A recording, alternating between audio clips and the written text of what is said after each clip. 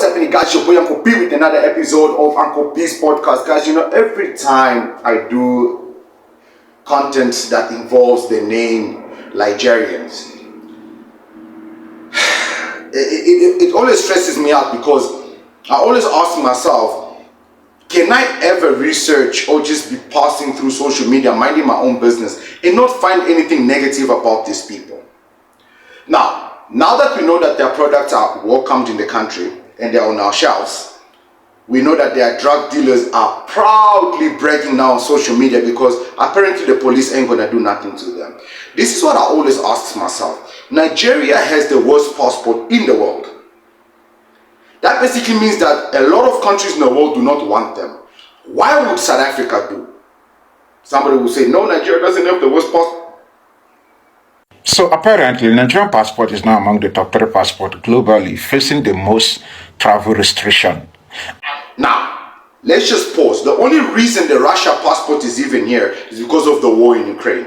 People that obviously do not support it and support Ukraine and all that are obviously the reason why you see the Russia passport here. Algeria, I think we also know why that passport is here.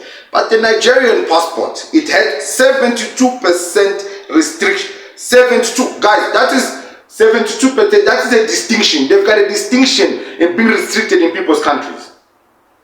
But let's listen to what their brother has to say. And when you take a look at these passports that are listed here, the Nigerian passport has the highest percentage with 72%. That's crazy. And when it comes to Russian passport being restricted globally, it's understandable.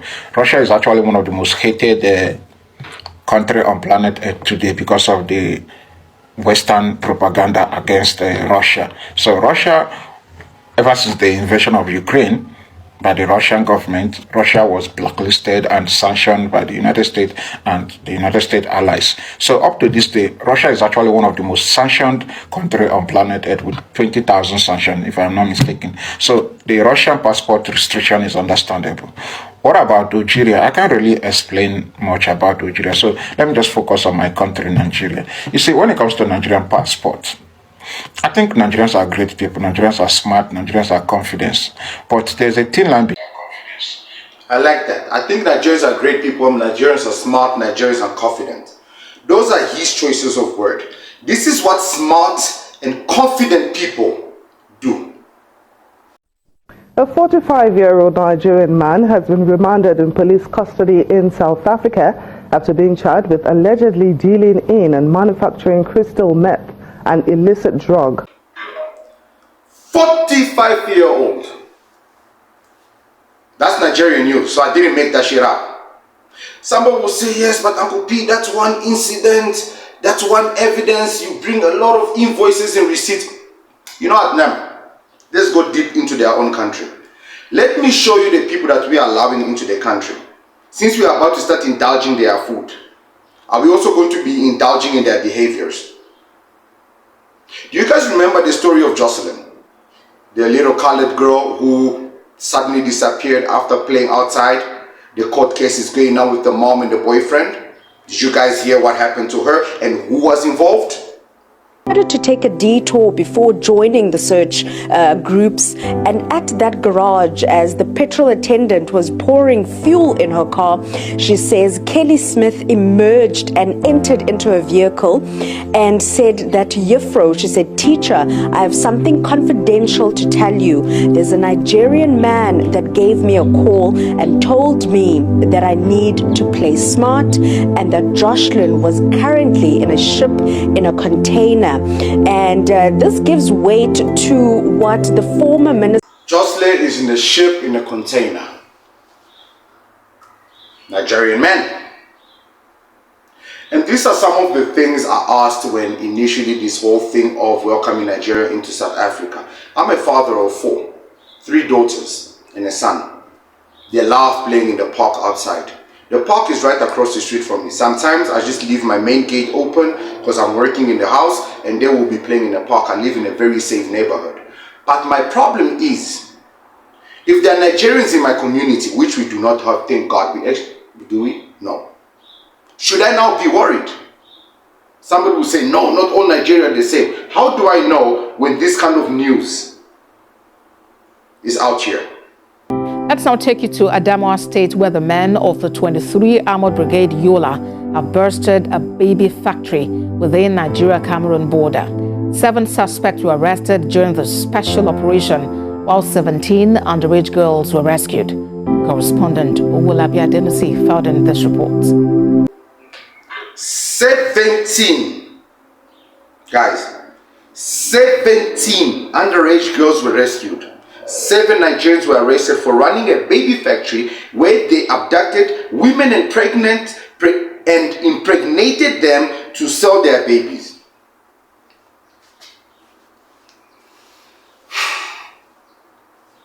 In a country like South Africa, where parents leave their home and go to work from 6, 7 o'clock in the morning, come back home 5, 6 p.m., their kids are at crash. Most parents cannot even afford crashes. Like my kids' crash has cameras. I can access those cameras from my tablet from home.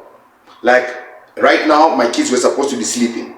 If I wanted to check their room where the kids sleep, I can check to make sure that my kids are sleeping safely, or if they are sleeping at all. Now, what about parents who can't afford that type of safety or security for their children, who send their kids to just no more crashes? Should they now be worried about things like this because we've opened the country to these people? And you know what really annoys me is the fact that even the Nigerians that come and speak positive about other countries or try to expose their own brothers and sisters, they themselves are doing nonsense behind closed doors. I'll give you guys an example right now. Let's watch this video. I'm sorry because you guys have been saying one thing about Nigeria for quite a while now, and I never believed it. Nigerians selling drugs, supplying drugs to the South African market and Kenyan market. I always say I don't believe it. I always say that is not true. But I want to apologize to you now because a prominent Nigerian confessed that there are drug dealers, Nigerian drug dealers in South Africa. So I want to apologize again. I don't know how far I can go with this apology. Guys, do not skip any part of this video. Can you apologize for what? That your brothers and sisters are doing nonsense in other people's countries? And this is what I'm saying. The problem is when people talk, like him himself, when people talk, they don't believe us. They think we're making up these stories. They think like we are imagining this. Yeah, but it can't be all Nigerians, but it's majority. In the previous video, you saw this guy bragging about Nigerians and doing drugs and how that the ones that are being arrested are the small fish. It's not the big fish. That the big fishes that are living in Cape Town, driving Lamborghinis and Ferraris cannot be touched. Well, we have welcomed their food in our stores. We are welcoming them into the country. And this is the reality we're going to have to face eventually. And what can we do about it? Because we've got Zimbabweans that we still haven't dealt with, Mozambicans, Malawians, all those nationalities that we are still dealing with. And then we are welcoming more. I'm your boy Uncle P. Please guys, comment below, tell me your opinion on this matter. Do we have anything to worry about? Are we going to be inviting good Nigerians? Business Nigerians? Or do we have a lot to worry about and we need to start securing our communities even tighter? I'll see you guys in the next one.